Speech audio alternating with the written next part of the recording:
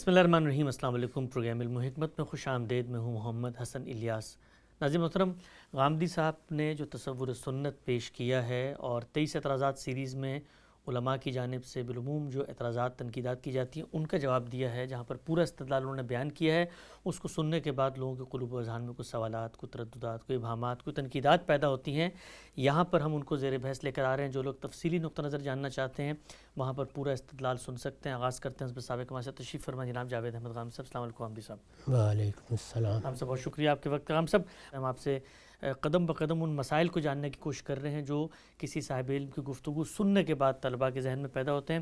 ہم سب ایک چیز وہاں پر زیر بحث آئی تھی، یہ جو سنت کے منتقل ہونے کا میڈیم ہے یا ذریعہ ہے جس کو اجماع اور تواتر سے آپ تعبیر کرتے ہیں، ایک سوال جو بالعموم ہر آدمی کے ذہن میں اٹھتا ہے، وہاں پر آپ نے اس کا جواب بھی دیا، لیکن میں چاہتا ہوں ذرا اس کو کھول کے ہم بیان کریں، اس کی اپلائیڈ صورتوں میں ہم جائیں۔ یہ چیز کہ جی سنت کو آج کے دور میں ہم کیسے ویریفائی کریں گے کہ رسالت پاک صلی اللہ علیہ وسلم نے کون سی عملی چیزیں ہیں جو بطور دین جاری کی تھیں۔ امام سرخسی کا وہاں پر حوالہ زیر بحث آیا تھا کہ اپنے عہد کا علم دیکھیں گے، دور متوسط کا علم اور ابتدائی دور کا علم۔ پوچھنا میں آپ سے چاہتا ہوں کہ یہ ویریفیکیشن کی سب سے پہلے بتائیے کہ ضرورت کیوں پیش آتی ہے، پھر اس کے بعد اس کے لیے جو ٹولز ہیں اور جو طریقہ کار ہے وہ کیا ہیں، وہ لٹریچر ریویو کیا ہے، وہ ذخیرہ کیا ہے علم کا کہ اس میں جا کر آپ نے ویریفیکیشن کا عمل کرنا ہے، اور یہ ویریفیکیشن کا اگر عمل انسان ہی نے کرنا ہے تو پھر اجماع اور تواتر جو قطعیت اس کو دیتے تھے یہ تو پھر انسان کے ضمنی دائرے کی بحث ہوتی ہے۔ ذرا مجھے قدم بقدم بتائیے گا، آج کے دور میں کھڑا ہو کر ایک سنت کے بارے میں جاننا چاہتا ہوں تو مجھے کیا کرنا ہے اس کے لیے؟ مجھے آپ کو وہی کرنا ہے جو ہم قرآن مجید کے بارے میں کرتے ہیں۔ میں نے یہ بتایا ہے کہ دونوں چیزیں اجماع اور تواتر سے منتقل ہوئی ہیں، اللہ کی کتاب قرآن مجید اور رسالت مآب صلی اللہ علیہ وسلم کی سنت۔ وہ لوگ جو قرآن مجید کو اللہ کی کتاب مانتے ہیں وہ اس کے بارے میں یہ معلوم کرنے کا کیا طریقہ اختیار کرتے ہیں؟ یہی طریقہ ہے کہ اس وقت جو مسلمان ہیں وہ اپنی تاریخ کے تسلسل میں کھڑے ہوئے ہیں، اس وقت ان کی تعداد اربوں تک پہنچ رہی ہے، وہ دنیا کے مختلف مقامات پر آباد ہیں، اتنی بڑی تعداد میں ہیں کہ ان کے جھوٹ پر جمع ہونے کو محالات میں سمجھنا چاہیے۔ ان سے پوچھا جاتا ہے کہ تم قرآن مجید کو کیا حیثیت دیتے ہو؟ جب آپ یہ پوچھتے ہیں آپ کا اطمینان ہو جاتا ہے کہ قرآن مجید جس صورت میں میں جا کر بازار سے لیتا ہوں، میں اس کا مطالعہ کرتا ہوں، اسی قرآن مجید کو مسلمان ہر جگہ اللہ کی کتاب کی حیثیت سے پیش کر رہے ہیں، اور اللہ کی کتاب کی حیثیت سے پیش کر رہے ہیں اور اس کے ساتھ اس کی پوری تاریخ پر شہادت دے رہے ہیں کہ یہ وہی کتاب ہے جو اللہ کے آخری پیغمبر نے پیش کی تھی، اس کے بعد نسلاً بعد نسلاً مسلمانوں نے اس کو منتقل کیا ہے، اس وقت یہ ہمارے پاس موجود ہے۔ اس کو شائع کرتے ہوئے ہو سکتا ہے کسی مکتبے نے آج اس کو شائع کیا ہو، کل کوئی مکتبہ اپنے طریقے پر اس کو دوسری طرح شائع کر دے، لیکن وہ جیسے کچھ بھی ہے وہ پورا کا پورا قرآن اسی صورت میں ہمارے پاس موجود ہے جس صورت میں اس کو رسالت مآب صلی اللہ علیہ وسلم نے جبریل امین سے حاصل کیا تھا، اور جبریل امین نے اس کو بارگاہ خداوندی سے حاصل کیا تھا۔ یہ بیان کس کا ہے؟ مسلمانوں کا بیان ہے۔ ٹھیک، مسلمانوں کا پورا علم ہر جگہ اس کی شہادت دے رہا ہے، ان کے علماء اس کی شہادت دے رہے ہیں، ان کے مورخین اس کی شہادت دے رہے ہیں، ان کے فقہاء اس کی شہادت دے رہے ہیں۔ یہ شہادت ہے جو اصل میں پوری مسلمان امت کی طرف سے آپ کو ملتی ہے، تو آپ یہ کہتے ہیں کہ اب اس کے لیے مزید کسی تصدیق تحقیق کی ضرورت باقی نہیں رہی۔ یہی معاملہ سنت کا ہے، یعنی نماز اس سے بھی زیادہ اہتمام کے ساتھ پڑھی جا رہی ہے۔ نماز تو دیکھی جا سکتی ہے، جا کے ہر مسجد میں آپ جا کے 5 وقت نماز دیکھ سکتے ہیں، پڑھ سکتے ہیں، اس کے بارے میں علماء سے پوچھ سکتے ہیں، سب مسلمان اس میں شریک ہو رہے ہوتے ہیں، ہر مسلمان اپنے بچوں کو نماز سکھا رہا ہوتا ہے۔ تو اس طرح پوری مسلمان امت نماز کے بارے میں ایسا ہی اہتمام کیے ہوئے ہے۔ یہی صورتحال روزے کی ہے، یہی صورتحال حج کی ہے، یہی صورتحال قربانی کی ہے، اسی پر آپ باقی چیزوں کو قیاس کر لیجئے۔ تو اس میں سب سے پہلی چیز جو دیکھی جاتی ہے وہ یہ ہے کہ اس وقت مسلمان اربوں کی تعداد میں دنیا کے مختلف علاقوں میں مختلف خطوں میں کسی چیز کو اگر دین کی حیثیت سے پیش کر رہے ہیں تو کیا کہہ کر پیش کر رہے ہیں؟ کسی روایت کی بنیاد پر پیش کر رہے ہیں یا اجماع اور تواتر کی بنیاد پر پیش کر رہے ہیں؟ تو سنت کے معاملے میں بالکل وہی طریقہ اختیار کیا جائے گا جو قرآن مجید کے بارے میں ہم اختیار کرتے ہیں۔ اب اس کے بعد اگر کوئی شخص یہ سمجھتا ہے کہ تاریخ میں بھی دیکھنا چاہیے کیا صورتحال رہی ہے، یعنی اول تو اس کی کوئی ضرورت نہیں ہے، اس لیے کہ مسلمانوں کی اتنی بڑی تعداد تاریخ کی روشنی میں کھڑے ہو کر نسلاً بعد نسلاً اس چیز کو منتقل کر رہی ہے، تو کوئی سوال پیدا ہی نہیں ہوتا۔ لیکن اگر کوئی شخص چاہے تو وہ دو چیزیں دیکھے گا، ایک یہ کہ اوپر تک مسلمانوں کا علم کیا اس بات کو بیان کرتا ہے، اور دوسرے کیا دیکھے گا اس سے کوئی مختلف بات تو نہیں بیان کی جا رہی، تاریخ کے کسی حصے میں اس کی تردید تو نہیں ہو رہی، اس کی تغلید تو نہیں ہو رہی۔ یہ ایک نظر وہ ڈالنا چاہے تو ڈال لے، یہ گویا اس کی تائید مزید ہوگی، اور یہ ایک منفی عمل ہے جو کیا جاتا ہے کہ کہیں اس کی کوئی تغلید نہ ہو رہی ہو، ورنہ تو مسلمانوں کے اجماع اور تواتر سے منتقل ہونے کا مطلب ہی یہ ہے کہ اس وقت مسلمانوں کا علم اور مسلمانوں کا عمل کسی چیز کو کس حیثیت سے پیش کر رہا ہے۔ یہی طریقہ قرآن میں اختیار کیا جاتا ہے، یہی سنت میں۔ قرآن مجید میں جو طریقہ مسلمان اختیار کر رہے ہیں وہ مسلمانوں سے پوچھ لیں کیا اختیار کرتے ہیں، یعنی ان کو جب یہ بتایا جاتا ہے کہ یہ قرآن مجید ہے، وہ اس کو کمپنی سے جا کے خرید رہے ہوتے ہیں، وہ اس کو سعودی عرب میں قرآن شائع کیا گیا ہے ان کے ہاتھ میں دے دیا جاتا ہے، پڑھنا شروع کرتے ہیں۔ اس سے پہلے وہ کیا کرتے ہیں، یعنی جا کر پوری کی پوری مسلمانوں کی تاریخ میں تحقیق کرتے ہیں، اس کی جس جگہ سے وہ قرآن مجید کو قبول کرتے ہیں اسی جگہ سے نماز کو قبول کرتے ہیں، اسی جگہ سے حج کو قبول کرتے ہیں، اسی جگہ سے روزے کو قبول کرتے ہیں۔ تو سنت اور قرآن میں اس لحاظ سے ادنیٰ درجے کا کوئی فرق نہیں ہے، منتقل ہونے کے لحاظ سے جس طرح قرآن منتقل ہوا ہے اسی طرح سنت منتقل ہو رہی ہے۔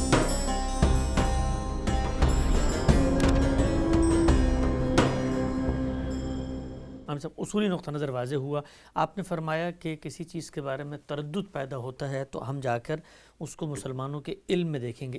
ایک اپلائیڈ مثال لیتے ہیں، مثال کے طور پہ آج آپ کسی عالم سے پوچھیں تو وہ کہے گا جی داڑھی رکھنا سنت ہے، تو اب وہ جو بیچ میں کھڑا ہوا آدمی ہے وہ کیا پروسیس طے کرے گا؟ یعنی مسلمانوں کا آپ نے کہا کہ وہ جا کے دیکھے گا کہ ارد گرد تو سب کہہ رہے ہیں کہ سنت ہے، اب وہ اوپر جائے گا تو اوپر جانے کے بعد وہ کون سا لٹریچر ہے جس میں جا کر دیکھے گا، کوئی کتاب ہے جس میں مسلمانوں نے بطور دین عملی احکامات کی فہرست درج کی ہوئی ہے، وہ وہاں ویریفائی کرتا دورہ اول تک پہنچ جائے گا، اس کا کیا پروسیس ہوگا؟ کہ جب بھی کوئی چیز اس کے سامنے آئے گی اور کہا جائے گا یہ سنت ہے، اس میں پہلا سوال جو میں نے سامنے رکھ دیا ہے، اگر آپ میری کتاب میزان میں دیکھیں تو میں نے ایک پورا باب لکھا ہے مبادی تدبر سنت کے لحاظ سے۔ مبادی تدبر سنت میں نے 7 چیزیں بیان کی ہیں کہ ان کو سامنے رکھ کر دیکھا جائے گا۔ اس میں سب سے پہلا سوال یہ ہے کہ کیا چیز دین ہے، یعنی جب کوئی آدمی یہ کہے گا کہ یہ سنت ہے تو دیکھا جائے گا دین ہے۔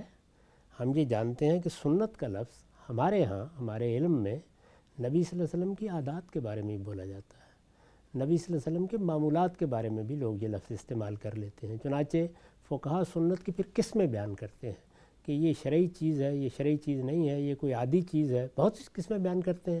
تو سنت کا محض لفظ کافی نہیں ہے اس کے لیے، سب سے پہلا سوال یہ کیا جائے کیا یہ چیز دین ہے، رسالت میں آپ صلی اللہ علیہ وسلم نے اس کو دین کی حیثیت سے جاری فرمایا ہے۔ جب آپ یہ سوال کریں گے تو ظاہر ہے کہ اگر وہ چیز اپنی نوعیت کے لحاظ سے دین ہے تو سوال ختم ہو گیا، اور اگر اپنی نوعیت کے لحاظ سے دین نہیں ہے تو آپ یہ معلوم کرنا چاہیں گے کہ کہاں اس کو بیان کیا گیا ہے۔ جیسے ہی آپ بیان کریں گے یہ بالکل واضح ہو جائے گا کہ داڑھی کے معاملے میں یہ مسئلہ پیدا ہی روایات سے ہوا ہے، تو اس کے بعد ظاہر ہے کہ یہ اخبار احاد کا مسئلہ ہے، اخبار احاد کو سمجھا جاتا ہے، ان میں کوئی رائے قائم کرنی ہے کی جائے گی، نہیں قائم کرنی تو نہیں کی جائے گی۔ تو سب سے پہلی چیز یہ دیکھی جاتی ہے کہ کیا یہ معاملہ دین کا ہے۔ ایک آدمی کہتا ہے کھجور کھانا سنت ہے، ایک دوسرا آدمی یہ کہتا ہے کہ فلاں طرح کا کھانا پکانا سنت ہے، تو کیا ان سب چیزوں کے بارے میں آپ تحقیق کرنے چلے جائیں گے؟ پہلے آپ یہ معلوم کرتے ہیں کہ وہ چیز کیا فی الواقع دین ہے۔ تو میں نے پہلا اصول یہی بیان کیا ہے کہ اللہ کے پیغمبر دین دینے کے لیے آئے ہیں۔ اگر ایک چیز دین ہے تو پھر اگلا سوال ہوگا، اگلا سوال یہ ہوگا کہ وہ دین تو ہے لیکن کیا وہ مستقل بذات دین ہے، یعنی وہ کوئی ایسی چیز تو نہیں ہے کہ جس کو آپ کسی دوسری چیز سے سمجھ لیتے ہیں یا اس کے نتیجے کے طور پر جان لیتے ہیں یا اس کے اطلاق کے طور پر پہچان لیتے ہیں۔ اگر وہ اس نوعیت کی چیز ہے تو پھر وہ سنت نہیں ہو سکتی، وہ اسوہ حسنہ ہوگا، وہ تفہیم و تبیین ہوگی۔ تو یہ سارا طریقہ ہے جس کو میں نے ان 7 اصولوں کی صورت میں بیان کر دیا۔ ٹھیک، نقطہ واضح ہوا۔ یہ بات تو بالکل واضح ہے کہ جس چیز کے بارے میں دعویٰ کیا جا رہا ہے پہلے دعویٰ یہ ہونا چاہیے کہ یہ اجماع اور تواتر سے ہم تک پہنچی ہے اور ہم اس کو بطور سنت کے پیش کر رہے ہیں۔ اب ویریفیکیشن کا جو عمل ہوگا وہ اس اجماع اور تواتر کے دعوے کے بعد ہوگا۔ اچھا ہم سب یہ جب آپ فرماتے ہیں کہ علم کو دیکھے دور متوسط کے دور اول کے، تو علم کا ذخیرہ یہ گفتگو میں آیا اکثر کہ جی فقہ کی کتابوں کے اندر وہ چیزیں لکھی جا رہی ہوتی ہیں کہ مسلمان کس چیز کو بطور دین کے بطور سنت کو اپنا رہے ہیں، کس چیز پر اجماع اور تواتر ہے، وہ ریکارڈ وہاں پہ آ رہا ہوتا ہے۔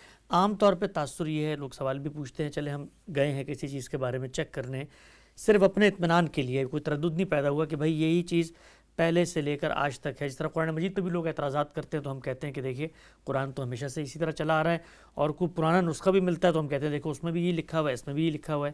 تو کوئی اس طرح سے اگر کرنا چاہے یہ بتانے کے لیے کہ ہمارے دین کے یہ احکامات اسی طرح سے منتقل ہوئے ہیں شروع سے لے کے آخر تک، تو وہ پہلے دور میں کہاں جائے گا، کس فقہ کی کتاب دیکھے گا؟ اس لیے کہ ہمارے جو فقہاء ہیں ان میں بھی 4 بڑے مسالک ہیں، مراتب ہیں، اور ان میں فرق بھی کیا جاتا ہے، تو کس کتاب سے جا کے وہ فہرست اخذ کی جائے گی؟ جب بھی آپ کسی چیز کو تاریخ میں دیکھنا چاہتے ہیں تو اس میں سب سے پہلے یہ جاننا چاہیے کہ اس فن کی یا اس علم کی تاریخ کہاں ہے۔ مثلا آپ نحو کی تاریخ جاننا چاہتے ہیں تو نحو کی تاریخ آپ کو البدایہ والنہایہ میں نہیں ملے گی، اس کے لیے آپ کو نحو کی کتابیں دیکھنی ہوں گی۔ آپ دیکھیں گے کہ اچھا خلیل بن احمد نے کب سے ابتدا کی ہے، یہ فرہ کون تھے، یہ اخفش کون تھے، یہ سیبوے کی کتاب کیا ہے، یہ کس دور میں لکھی گئی۔ ظاہر آپ کے سامنے نحو کی پوری تاریخ آ جاتی ہے، یعنی نحو کا علم کہاں سے شروع ہوا، مختلف ادوار میں کس طرح وہ آگے بڑھا، پھر اس میں کیسی تنقیح ہوئی۔ اس وقت ہمارے ہاں جو کتابیں موجود ہیں، ابرزی کی کافیہ، ابن حاجب کی کافیہ، شرح جامعہ ہمارے ہاں پڑھائی جا رہی ہیں، یا اس وقت دور جدید میں بہت سی کتابیں لکھی جا رہی ہیں، تو جب آپ ان کو ایک لائن میں دیکھ لیتے ہیں تو پوری تاریخ آپ کے سامنے آ جاتی ہے۔ اسی طریقے سے آپ رسالت مآب صلی اللہ علیہ وسلم کی تاریخ دیکھنا چاہتے ہیں تو ظاہر ہے سب سے پہلے آپ حدیث کی کتابیں دیکھیں گے، اس کے بعد آپ تاریخ کی کتابیں جو تاریخ کے نام سے لکھی جاتی ہیں ان کو دیکھیں گے، سیرت کی کتابیں دیکھیں گے جیسے ابن اسحاق ہے، ابن ہشام ہے، تو آپ کے سامنے رسالت مآب صلی اللہ علیہ وسلم کے واقعات، حالات، اس کی پوری تاریخ آ جائے گی۔ یہی معاملہ دین کا ہے۔ دین کی تاریخ ہمارے فقہا نے لکھی ہے، یعنی جب وہ فقہ بیان کرتے ہیں تو اصل میں دین کی تاریخ ترتیب دے رہے ہوتے ہیں۔ بہت اہم نقطہ۔ اچھا، یعنی وہ جب یہ بتا رہے ہوتے ہیں آپ کو کہ دین کیا ہے، فقہ کیا ہے، دین کیا ہے، اسی سوال کا جواب ہے۔ جب وہ بتا رہے ہوتے ہیں کہ دین کیا ہے تو وہ دین کو بیان کریں گے، وہ دین اپنے طلباء کو بتائیں گے، اس کو اپنی کتابوں میں لکھیں گے۔ چنانچہ پہلی صدی سے ہمارے ہاں یہ عمل جاری ہے، لوگ لکھتے ہیں، لوگ بیان کرتے ہیں، لوگ پڑھاتے ہیں۔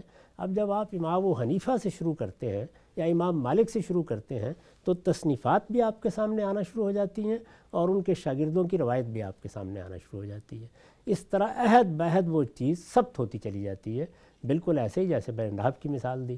آپ کو لغت کے بارے میں تحقیق کرنی ہے کہ یہ لفظ عربی زبان کا ہے، یہ لفظ اب بولا جاتا ہے، ماضی میں بھی تھا، وہ بھی اجماع اور تواتر آپ سے کیا کرتے ہیں، وہ بھی اجماع و تواتر سے منتقل ہو رہا ہوتا ہے۔ اس کو بھی آپ پھر دیکھتے ہیں کہ اچھا لغت میں کیا چیزیں ہیں، تو آپ کے سامنے آتی ہے کہ المخصص ہے، یہ المحکم ہے، یہ فلاں ہے۔ اس کے بعد آپ عہد بعہد اس کو لسان العرب میں اور اسی طرح جوہری کی سیاہ میں دیکھتے چلے آتے ہیں، یہاں تک کہ موجودہ دور تک کے تمام اہل لغت اس کو بیان کر رہے ہوتے ہیں۔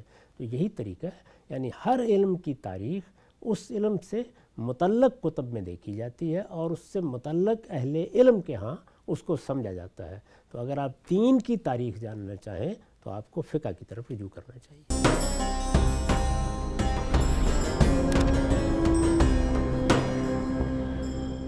نقطہ واضح ہوا، آگے بڑھاتے ہیں سلسلہ گفتگو کو۔ اچھا ہم صاحب، ایک سنت ہمارے پاس آ گئی ہے اور اس کے بارے میں اجماع ہے، تواتر ہے کہ بھئی یہ سنت اسی طرح سے تھی، لیکن اس کے کسی جز کے بارے میں اختلاف ہو رہا ہے۔ جیسے نماز کے اندر ہم نے تفصیل سے آپ سے گفتگو کی تھی، آپ کا نقطہ نظر بھی جانا تھا کہ رفع دین کی حیثیت کیا ہے، اختیاری اعمال کے اندر کیسے اختلاف بھی ہو جاتا ہے، اس سے اصل سنت پر اجماع و تواتر کے عمل پہ کوئی فرق نہیں پڑتا۔ لیکن کوئی گروہ اٹھ کے یہ دعویٰ کرے کہ یہ جو عمل ہم کر رہے ہیں جس کو آپ اختیاری کہہ رہے ہیں ہمارے نزدیک یہ لازم ہے، مثال کے طور پہ رفع دین ہے، تو اب ہم ان کی اگر نفی کرنا چاہتے ہیں کہ نہیں دیکھیے رسالت مآب صلی اللہ علیہ وسلم نے تو اجماع اور تواتر سے جن چیزوں کو لازمی طور پہ جاری کیا ہے اس میں تو یہ چیز شامل نہیں ہے، تو پھر اس میں تو ہمیں جانا پڑتا ہے نا فقہ کے علاوہ حدیث کی کتابوں میں، اس لیے کہ وہ وہاں پر یہ کہہ رہے تھے دیکھو رسول اللہ کا اپنا قول ہے، آپ کو دیکھ کر لوگوں نے بیان کیا کہ آپ رفع دین کرتے تھے، تو دائرہ بحث جو ہے وہ فقہ کی کتابوں سے نکل کے حدیث کی کتابوں میں چلا جاتا ہے۔ اس کی وجہ بھی بالکل واضح ہے۔ یعنی یہ عمل رسالت مآب صلی اللہ علیہ وسلم کے اختیاری عمل کی حیثیت سے پیش کیا جا رہا ہے. جی جو لوگ بھی اس کو پیش کر رہے ہیں وہ یہ کہہ رہے ہیں کہ رسالت مآب صلی اللہ علیہ وسلم کے بارے میں بیان کیا جاتا ہے کہ آپ نے یہ عمل بھی کیا تھا. جی جب وہ یہ بیان کرتے ہیں تو اس کا مطلب یہ اب سیرت زیر بحث ہے. یعنی یہاں دین زیر بحث نہیں ہے، سیرت زیر بحث ہے. رسالت مآب صلی اللہ علیہ وسلم نے کوئی دینی کام کیسے کیا، رسالت مآب صلی اللہ علیہ وسلم نے حج کیسے کیا، رسالت مآب صلی اللہ علیہ وسلم نے رمضان کیسے گزارا، اس میں اب ہم سیرت میں چلے گئے. جب ہم سیرت میں جائیں گے تو سب سے پہلے میں نے آپ سے عرض کیا کہ حدیث کی کتابیں دیکھیں گے. تو اگر معاملہ سیرت کا ہے تو حدیث کی کتابیں اولین حیثیت رکھتی ہیں، اس کے بعد ابن اسحاق، اس کے بعد ابن ہشام، اس کے بعد صحابہ کے آثار، وہ سب دیکھے جاتے ہیں. تو ہر چیز سے متعلق پہلے یہ طے کیا جاتا ہے کہ اس کا کس علم سے تعلق ہے. یعنی اگر وہ حضور کا کوئی اسوہ حسنہ ہے، آپ کی سیرت کی کوئی بات ہے تو سیرت کی طرف رجوع کریں گے. اس میں سب سے پہلی چیز حدیث ہی کی کتابیں ہیں، اس لیے کہ حدیث کیا ہے، وہ زمانہ رسالت کی تاریخ ہے. تو جب آپ اس تاریخ کی طرف رجوع کریں گے تو ایک مسئلہ اگر آپ کو اب بتایا جا رہا ہے تو اس کی پوری تاریخ آپ کے سامنے آ جائے گی. اس کو آپ تراویح سے سمجھ سکتے ہیں. ہمارے ہاں تراویح پر کم و بیش اس وقت آپ کو اجماع نظر آتا ہے. سب لوگ تراویح پڑھ رہے ہیں، ہر جگہ تراویح کی نمازیں ہو رہی ہیں چھوٹے موٹے اختلافات کے باوجود. لیکن جیسے ہی آپ تاریخ میں جاتے ہیں کہ رسالت مآب صلی اللہ علیہ وسلم کے ہاں سے یہ شروع کیسے ہوئی، جیسے ہی آپ جاتے ہیں تو آپ کو معلوم ہونا شروع ہو جاتا ہے کہ یہ اس طریقے سے شروع ہوئی ہے، ان مراحل سے گزری ہے، سیدنا عمر نے اس کو یہ حیثیت دی ہے، اس کے بعد یہ مسلمانوں میں رائج ہو گئی. تو یہ ہو نہیں سکتا کہ ایک مسلمان قوم اتنی بڑی تعداد میں تاریخ کی روشنی میں کھڑی ہو اور اس کے ہاں چیزیں خلط ملط ہو جائیں. ہر چیز کے بارے میں معلوم ہو جاتا ہے یہ کب شروع ہوئی، کہاں سے شروع ہوئی، کہاں تک پہنچی، اب اس کی کیا صورتحال ہے. چنانچہ اس وقت بھی جب آپ لوگوں کی طرف رجوع کرتے ہیں تو وہ آپ کو کیا کہتے ہیں، وہ یہ کہتے ہیں کہ ہم نے تو حدیث کی فلاں کتاب میں دیکھا ہے رفع ذہن کیا جا رہا تھا. تو ظاہر ہے کہ یہ معاملہ اب سیرت سے متعلق ہو گیا. تو سیرت میں رسالت مآب صلی اللہ علیہ وسلم کے مختارات بیان ہوتے ہیں. یعنی آپ نے دین میں کسی چیز کو اگر اختیار کیا، کسی اختیاری چیز کو جس کا آپ نے سب کو اختیار دیا تھا، اس میں آپ نے کسی چیز کو اختیار کیا تو وہی معلوم ہوگا. یا کسی چیز پر عمل کرتے ہوئے آپ کی کیفیت کیا تھی، آپ کے احوال کیا تھے، آپ نے کیا اہتمام کیا، اس کو جاننے کا کیا ذریعہ ہے، وہی حدیث کی کتابیں. تو ہر چیز کو پہلے متعین کیجیے آپ کیا جاننا چاہتے ہیں. یعنی آپ کسی سنت کو معلوم کرنا چاہتے ہیں تو اجماع اور تواتر کی طرف رجوع کریں. آپ اس کی تعریف دیکھنا چاہتے ہیں تو فقہا کے ہاں دیکھیں. آپ رسالت مآب صلی اللہ علیہ وسلم کے مختارات جاننا چاہتے ہیں، آپ کا اسوہ حسنہ جاننا چاہتے ہیں تو آپ حدیث کی کتابوں کی طرف رجوع کریں، سیرت کی کتابوں کی طرف رجوع کریں. تو یہ میں نے آپ کو سب کے بارے میں بتایا ہے کہ علم کی تاریخ اس فن سے متعلق متعین کرتے ہیں، پھر اس کی طرف رجوع کرتے ہیں. جی اچھا ہم صاحب یہ بھی آپ نے بات فرمائی کہ رسالت مآب صلی اللہ علیہ وسلم کے مختارات، دین پر عمل کا نمونہ یا اسوہ حسنہ معلوم کرنا ہے تو پھر آپ ذخیرہ روایت کی طرف جاتے ہیں، ان کیفیات کو دیکھتے ہیں کہ کس طرح آپ نے اس دین پر عمل درآمد کیا. اگر دوسری طرف سے یہ کہا جائے کہ جس چیز کو آپ کہہ رہے ہیں کہ رسول اللہ کے مختارات معلوم کرنے کے لیے ہم جا رہے ہیں ذخیرہ روایت میں، ہمیں ذخیرہ روایت سے یہ نظر آتا ہے کہ وہاں پر اللہ کے پیغمبر کا ایک عمل نقل ہوا ہے کہ آپ ہمیشہ دوام اور استمرار سے رفع دین کرتے تھے. تو اب آپ جو دعویٰ کر رہے ہیں کہ نہیں یہ تو مختارات کا بیان ہے، نہیں مختارات کا بیان وہ کہتے ہیں ہمارے نزدیک نہیں، ہمیں تو یہ کتاب چیخ چیخ کے بتا رہی ہے کہ آپ اتنا اہتمام کرتے تھے، تو یہ تو ہمارے نزدیک مختارات نہیں ہیں. کسی حدیث میں یہ بات نہیں لکھی ہوئی کہ رسالت مآب صلی اللہ علیہ وسلم دوام و استمرار کے ساتھ ایسا کرتے تھے. اس سے حدیث کا پورا ذخیرہ بالکل خالی ہے. تو اس وجہ سے یہ سوال پیدا ہی نہیں ہوگا. لیکن وہ کہتے ہیں عدم رفع دین پہ کوئی روایت ہی نہیں ہے، اس لیے کہ صرف یہ روایات ہیں. وہ یہی بات کہی کہ عدم پر نہیں ہے، روایت ہونی ہی نہیں چاہیے. عدم پہ روایت کیوں ہوگی؟ یعنی کسی چیز کو جب سنت کے طور پر جاری کر دیا گیا تو اب اس کے وجود و عدم پہ روایت کا سوال نہیں ہے. جی روایت تو آئے گی وہاں جہاں حضور کا کوئی اسوہ بیان کیا جائے گا، آپ کے مختارات بیان کیے جائیں گے. جس چیز کو آپ نے دین کی حیثیت سے جاری کر دیا ہے وہ روایت کا حصہ بن ہی نہیں سکتی. میں اس سے آگے بڑھ کے یہ کہتا ہوں کہ جس کو آپ نے جاری کر دیا وہ قرآن کا حصہ نہیں بن سکتی. اچھا قرآن مجید میں بھی وہ چیز اس طرح زیر بحث آئے گی. مثال کے طور پر نماز کو دیکھیے. یعنی نماز کو رسالت مآب صلی اللہ علیہ وسلم نے ایک سنت کی حیثیت سے جاری کیا ہے. اب پورے قرآن میں آپ دیکھ جائیے جگہ جگہ نماز کا ذکر ہے، جگہ جگہ اس کی تاکید کی گئی ہے. کوئی ایک مقام بھی نہیں بتایا جا سکتا جس میں پہلی مرتبہ نماز کو جاری کرنے کا حکم دیا گیا ہو. وہ نماز کی تاریخ بیان کرے گا، قرآن مجید اس کی تاکید کرے گا، قرآن مجید اس سے متعلق بعض سوالوں کے جواب دے گا، قرآن مجید اس میں رخصت کے بعض قوانین بیان کرے گا. یعنی پہلے سے موجود ایک چیز کے بارے میں گفتگو ہو رہی ہے. یہی روزے کے بارے میں آپ دیکھیں گے، یہی آپ حج کے بارے میں دیکھیں گے۔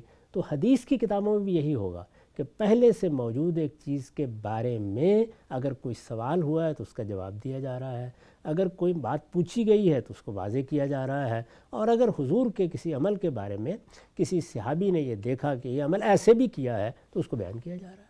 ٹھیک، نقطہ واضح ہو گیا، آگے بڑھاتے ہیں سلسلہ گفتگو کو۔ اچھا غم صاحب، اس پوری بحث میں لوگ عام طور پہ ایک مثال پیش کرتے ہیں، ظاہری بات ہے وہ مثال اس لحاظ سے ریلیونٹ ہے کہ وہ مسئلے کی سنگینی کو واضح کرتی ہے۔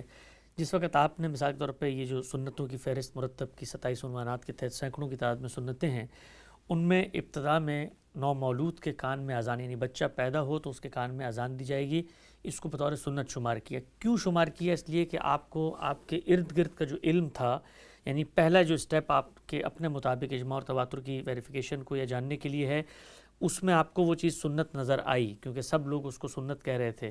لیکن جیسے جیسے آپ اوپر جاتے گئے تو معلوم یہ ہوا کہ یہ چیز تو سنت نہیں ہے، اس لیے بعد کے ایڈیشن میں وہ سنت کی فہرست میں نہیں آئی۔ پوچھنا میں آپ سے چاہتا ہوں کہ یہ پہلے دور کے اندر جس وقت آپ نے ارد گرد ظاہری بات ہے دیکھا ہوگا مسلمانوں کا علم، یہ چیزیں ہیں، اس میں یہ اجماع اور تواتر قرار پا کے سنت لوگ اس کو بیان کر رہے ہیں اور پوری امت اس پر عمل کر رہی ہے، تو آپ اوپر گئے تو اوپر جا کے آپ کو کیا معلوم ہوا کہ اس پہ اجماع اور تواتر نہیں ہے، مسلمانوں کا علم اس کو بطور دینی سنت کے تسلیم نہیں کر رہا ہے؟ کیا چیز ہے؟ پہلا مرحلہ ہی مکمل نہیں ہوا۔ پہلے مرحلے ہی کو جب نظر ثانی کے ساتھ دیکھا گیا تو معلوم ہوا کہ اس وقت جو امت ہے وہ اس کو اس حیثیت سے بیان ہی نہیں کر رہی۔ اچھا، اس وقت بھی نہیں کر تو رہی؟ پہلے مرحلے ہی میں ختم ہو جاتی ہیں چیزیں، یعنی پہلے مرحلے سے سوال نہ پیدا ہو تو آپ اوپر جائیں گے کیوں؟ بالکل ٹھیک۔ میں نے تو عرض کی ہے کہ اگر اس وقت مجھے یہ معلوم ہو کہ مراکش میں مثال کے طور پر قرآن مجید کو اس حیثیت سے تسلیم ہی نہیں کیا جا رہا تو پھر میں جاؤں گا نا کیا ہوا ہے کیا نہیں ہوا۔ اچھا اچھا، تو اس وجہ سے یہاں تو معاملہ یہ ہے کہ پہلے مرحلے ہی میں غلطی ہو گئی، ٹھیک۔ تو اس وجہ سے آگے بھی پھر دیکھنے کے بعد معلوم ہوا کہ جس غلطی کو غلطی سمجھا جا رہا ہے درست سمجھا جا رہا ہے۔ اصل بات اس سے بالکل مختلف ہے، یہ بھی ایک روایت سے پیدا ہوا عمل ہے اور اس کو لوگوں نے ایک اچھا عمل سمجھ کے اختیار کر لیا ہے۔ رسالت مآب صلی اللہ علیہ وسلم سے اس کی نسبت متحقق نہیں ہے، تو ایسے ہی معلوم ہوتا ہے۔ ٹھیک۔ اچھا ہم سے بھی بتائیے گا کہ عمرے کے اندر قربانی جو ہے وہ ظاہری بات ہے عمرہ کیسے کرنا ہے، سب کچھ سنت سے منتقل ہوا ہے، اجماع اور تواتر سے منتقل ہوا ہے، اس کے اندر قربانی بطور مشروع عمل کے رسالت مآب صلی اللہ علیہ وسلم نے خود جاری کی ہے، اختیار ہے آپ کا، آپ کرنا چاہتے ہیں کریں۔ لیکن آج کے دور میں جو ہمارا علم ہے وہ عمرے کے اندر قربانی کے پورے تصوری سے خالی ہے۔ تو سوال آپ کی خدمت میں یہ ہے کہ اگر ایک سنت کو اجماع اور تواتر منتقل کر رہا ہے اور علم اس کا ریکارڈ لے کے آگے چل رہا ہے تو علم کے ریکارڈ میں سے وہ سنت کیسے غائب ہو جاتی ہے؟ نہیں، غائب کہیں بھی نہیں ہوتی، یعنی عام طور پر جو عمرے کا طریقہ بیان کیا جاتا ہے اس میں آپ کو اس کا ذکر نہیں ملتا۔ اچھا، جیسے ہی آپ علم کی دنیا میں جاتے ہیں تو معلوم ہو جاتا ہے، یعنی وہاں کوئی تردد نہیں ہوتا، وہاں ہر ایک کو معلوم ہے کہ عمرے کے مناسک کیا ہیں، حج کے مناسک کیا ہیں۔ حج کے معاملے میں بھی دیکھ لیجئے کہ اس میں لوگ بالعموم اب چونکہ حج تمتع کرتے ہیں خاص طور پر ہمارے ملک سے، تو ان کو کبھی یہ معلوم ہی نہیں ہوتا کہ حج کی قربانی وہ نہیں کر رہے، تو نفل چیزوں کے بارے میں یہ چیز عام طور پہ پیدا ہو جاتی ہے، یعنی لازمی چیزیں جاری رہتی ہیں لیکن نفل چیزیں بعض اوقات اہتمام سے ہوتی رہتی ہیں، بلکہ فرائض سے بھی زیادہ اہتمام کے ساتھ ہونے لگ جاتی ہیں، اور بعض اوقات لوگوں کے ہاں فراموش ہو جاتی ہیں۔ اس میں پھر ظاہر بات ہے کہ آپ ان کو توجہ دلاتے ہیں کہ مسلمانوں کا علم اس کو ایسے دیکھ رہا ہے، تو یہاں یہ نہیں ہے کہ علم اس کو ایسے نہیں دیکھ رہا، عام طور پر جو لوگوں کا رویہ ہے وہ زیر بحث آتا ہے۔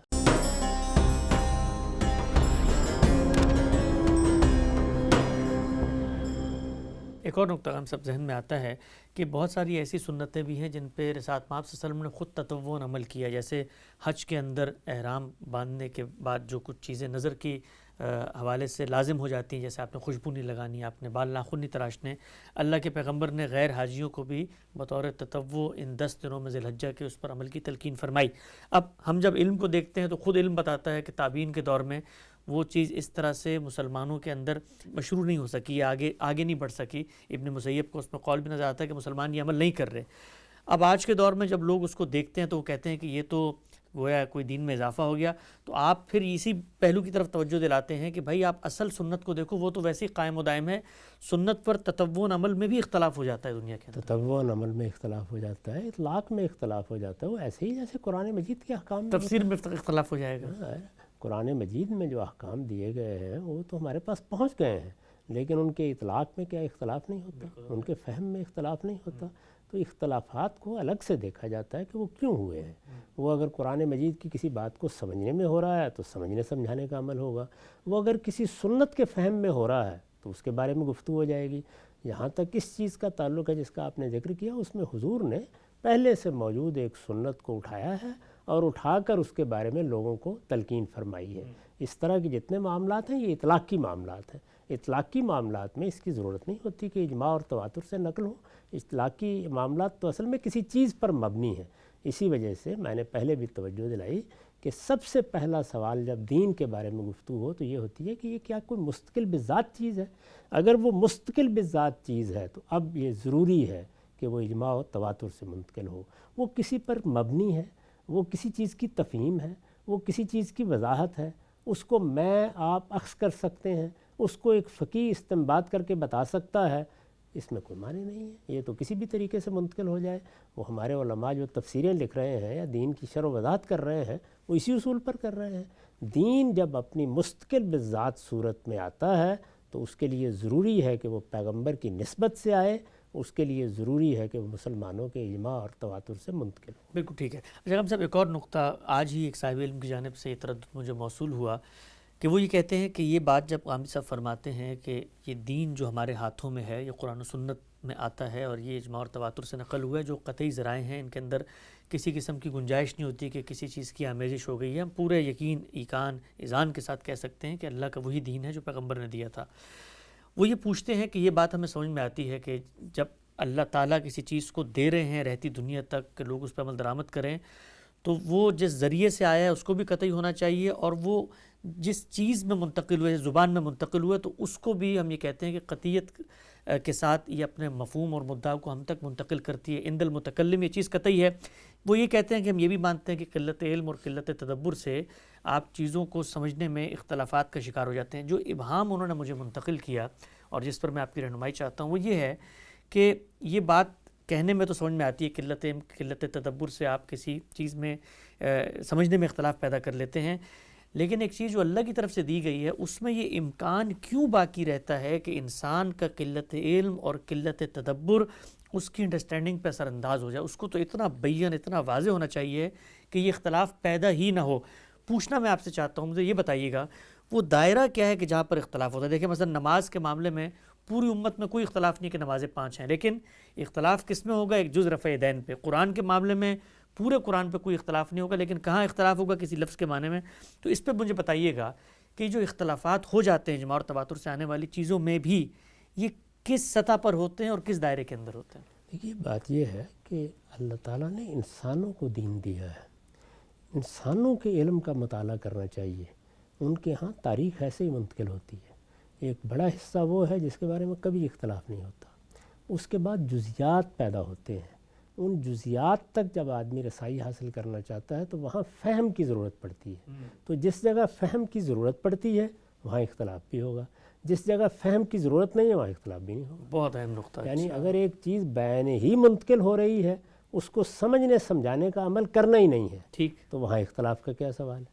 میں جب نماز پڑھنے کے لیے جاتا ہوں تو آپ یہ دیکھیے کہ وہاں میرا فہم کا عنصر ختم ہو جاتا ہے کیونکہ میں تو دیکھ رہا ہوں اور کر رہا میں دیکھ رہا ہوں، اس کو مشاہدہ کر رہا ہوں. یہ نماز پڑھی جا رہی ہے، یہ رکوع ہو رہا ہے، یہ سجود ہو رہا ہے، تو وہاں مشاہدہ ہوتا ہے، فہم کا عمل ہی نہیں شروع ہوا. جس جگہ فہم کا عمل شروع ہوگا وہاں ظاہر ہے اختلافات. تشہد میں رسول اللہ کیا پڑھتے تو ظاہر ہے کہ فہم ہونا چاہیے نا. یعنی وہ چیز کے سمجھنے کا عمل شروع ہونا چاہیے. سمجھنے کا عمل شروع ہوگا تو اختلاف ہوگا، یا اخذ کرنے کا عمل ہوگا تو اس میں اختلاف ہوگا.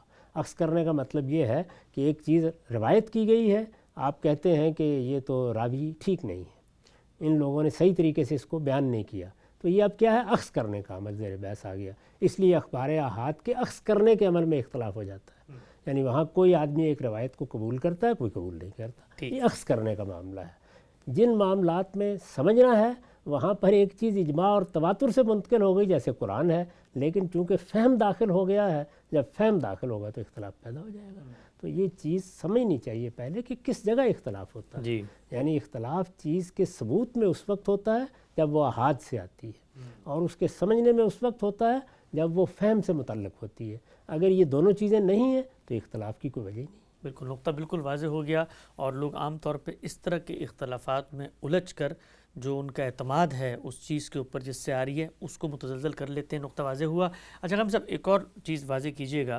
ہم نے جس وقت سنت پر گفتگو کی اور ہم نے اس کے طریقے انتقال پر گفتگو کی تو وہاں پر اس فرق کو بھی آپ نے واضح کیا تھا کہ فہم کا اجماع، فہم یعنی کسی چیز کی انڈرسٹینڈنگ کے اوپر لوگوں کا جمع ہو جانا، یہ بالکل الگ چیز ہے، اور کسی واقعے کو نقل کرنا، کسی حقیقت کو آگے پہنچانا، اس بارے میں جو اجماع ہوتا ہے یہ بالکل دو مختلف چیزیں ہیں. پہلی چیز کے اندر وہ قطعی ہوتی ہے، اس میں کوئی شک و شبے کی گنجائش نہیں ہے. افراد کی اتنی بڑی تعداد عملاً کسی جھوٹ پر جمع ہو جائیں عقلاً محال ہے. یہ جو فہم کا اجماع ہے ظاہری بات آپ اس کو الگ کرتے ہیں، لیکن اس عمل کے بارے میں بھی تو کچھ نہ کچھ تصور ہے جو آگے ہم منتقل کر رہے ہیں. مثال میں آپ کو دیتا ہوں، نماز کیسے پڑھنی ہے یہ تو تواتر سے عمل سے منتقل ہو گئی، لیکن نماز کن اوقات میں پڑھنی ہے یا نماز کتنی ہے اس کا تعلق تو علم سے ہے. تو جب میں علم کو آگے اجماع میں منتقل کر رہا ہوتا ہوں یہ بھی تو فہم ہی ہوا نا پھر. نہیں دیکھیے، ہاں علم منتقل ہو رہا ہے اجماع سے اور عمل منتقل ہو رہا ہے تواتر سے. جی تو کیا ایسے ہے کہ نماز تو اصل میں پڑھی نہیں جا رہی تھی، اس کو تو ایک عملی چیز کے طور پر کبھی سکھا دیا گیا تھا، اب ہم اوقات بحث لا رہے ایسا ہیں. نہیں جب ہوا. میں نماز پڑھنے جاتا ہوں تو اسی سے علم پہلی چیز میں یہ دیکھتا ہوں کہ کس وقت پڑھنے کے لیے جانا بالکل ہے. ٹھیک، تو بالکل نماز کے اوقات کے تسلسل کے بغیر تو اصل میں نماز کا کوئی تصور عملی وجود میں نہیں آ سکتا. عملی وجود میں نہیں آتا. اس لیے یہ ایسے ہوتا نہیں ہے. یعنی جو چیز بھی عملی ہوگی وہ اپنے سارے حدود و شرائط کے ساتھ منتقل ہو رہی ہوتی ہے اور وہ عمل کا حصہ بن کے منتقل ہوتی ہے. اس کو البتہ اہل علم اپنی زبان سے بھی لوگوں کو سکھا رہے ہوتے ہیں. چنانچہ ہم اپنے بچوں کو سکھاتے ہیں، اپنے طلباء کو تعلیم دیتے ہیں، اسی طریقے سے علم اس کو بیان کرتا چلا جاتا ہے. تو ہر چیز جب عمل کی صورت اختیار کرتی ہے تو کیا وہ اوقات سے مجرد ہو کے اختیار کر لے گی؟ یعنی حج کے بارے میں یہ بتانے کے لیے بھی آپ کو الگ سے کہیں جانا پڑے گا کہ 10 ذوالحج کو ہونا ہے. وہ حج ہونے کا عمل جو ہے وہی صدیوں سے اس تاریخ میں ہو رہا ہے، اس لیے وہ تاریخ بھی تواتر کا حصہ بن جاتی ہے.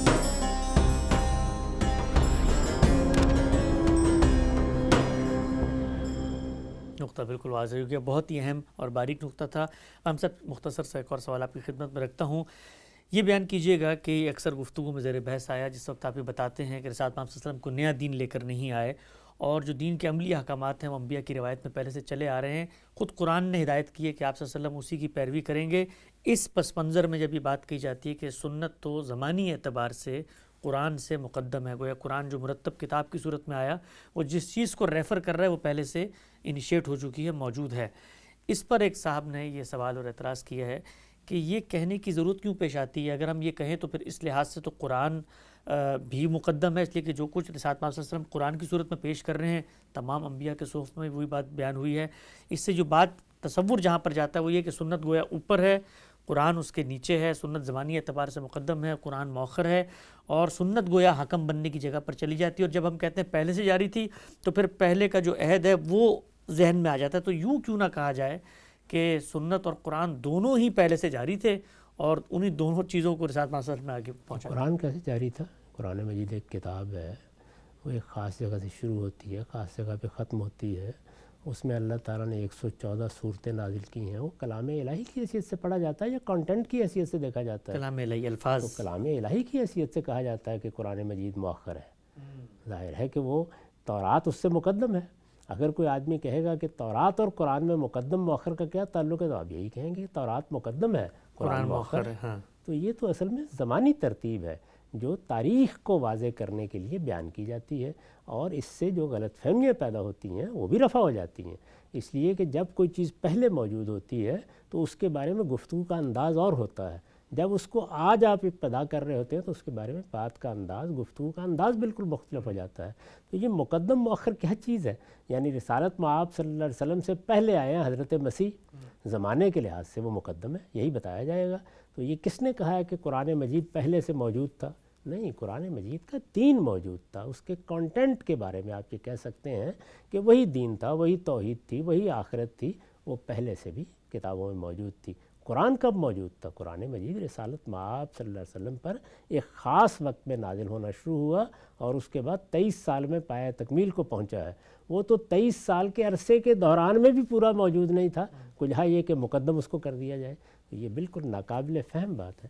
نقطہ بالکل واضح ہو گیا. ہم سب آخری بات بتائیے گا، جو ذخیرہ روایت ہمارے سامنے ہے اس کے بارے میں آپ بتاتے ہیں کہ یہ رسالت محمد صلی اللہ علیہ وسلم کے علم و عمل کی روایت ہے، دین پر آپ کے عمل کا نمونہ ہے، اسوہ حسنہ ہے، شرح و وضاحت کی ہے آپ نے دین کی، تفہیم و تبیین ہے، یہ سب کچھ اس کے کانٹینٹ کی صورت میں سامنے آتی ہے. زمانہ رسالت کی تاریخ، لوگ یہ پوچھتے ہیں کہ کیا اس زمانہ رسالت کی تاریخ میں خود ہمیں یہ معلوم نہیں ہوتا کہ رسالت محمد صلی اللہ علیہ وسلم سے پہلے کیا کچھ ہو رہا تھا؟ تو گویا آپ سے پہلے دور یا آپ کی زندگی کے معمولات کو جان کر ہمیں یہ پتہ چل جاتا ہے کہ جس سنت کو آپ ریفر کر رہے ہیں کہ وہ پہلے سے جاری تھی، اس کے بارے میں تصورات، کیونکہ اس کے بارے میں جو آ گئی ہے وہ تو حدیث کی تاریخ میں ملتی ہے ہمیں. قرآن میں ہی ملتی ہے. ہاں، قرآن مجید بتاتا ہے کہ ہم نے نماز سب انبیاء کو دی ہے. بتاتا ہے ابراہیم علیہ السلام جب یہاں آئے تھے، انہوں نے حرم کی تعمیر کی تھی تو ہم نے ان کو حکم دیا تھا کہ اس کو نماز کے لیے پاک رکھا جائے گا. تو وہ پوری تاریخ آپ کو سنائے گا، بتائے گا کہ سیدنا موسیٰ کو جب پہلی وحی آئی تو سب سے پہلا حکم یہ دیا گیا تھا اقیم الصلاۃ لذکری. تو یہ چیزیں قرآن میں بھی ہوں گی، یہ چیزیں حدیث میں بھی ہوں گی. تاریخ تو دونوں جگہ بیان ہو جاتی ہے. حدیث میں بھی کئی جگہوں پر حضور نے بیان فرمایا ہے کہ یہ جو تم قربانی کرتے ہو یہ تمہارے باپ ابراہیم کی سنت ہے. حج کے بارے میں بتایا ہے کس طرح اس کی ابتدا ہوئی تھی. تو تاریخ جہاں بھی بیان ہوگی، وہ قرآن میں بیان ہو یا حدیث میں بیان ہو، اس کو ہمیشہ انہی ماخذ میں دیکھا جائے گا. نقطہ بالکل واضح ہو گیا. محمدی صاحب نے تصور سنت پیش کیا ہے، وہ سنت کا وہی تصور ہے جو پہلے علماء بھی پیش کرتے چلے آئے ہیں. لوگ تفصیل سے اس چیز کا اگر علمی مطالعہ کرنا چاہتے ہیں 23 اعتراضات سیریز کو دیکھ سکتے ہیں. اس میں کوئی ایسی سنت نہیں ہے جو نئی سنت ہو، جو پہلی دفعہ محمدی صاحب نے اپنی کتاب میں لکھ دی ہو. اس تصورات پر جو اشکالات، توضیحات، تنقیدات، ابہامات ہوتے ہیں ان کو رفع کرنے کی سیریز میں ہم کوشش کر رہے ہیں. وقت یہاں پہ ختم ہوتا ہے، دوبارہ حاضر خدمت ہوں گے. اب تک آپ کا بہت شکریہ.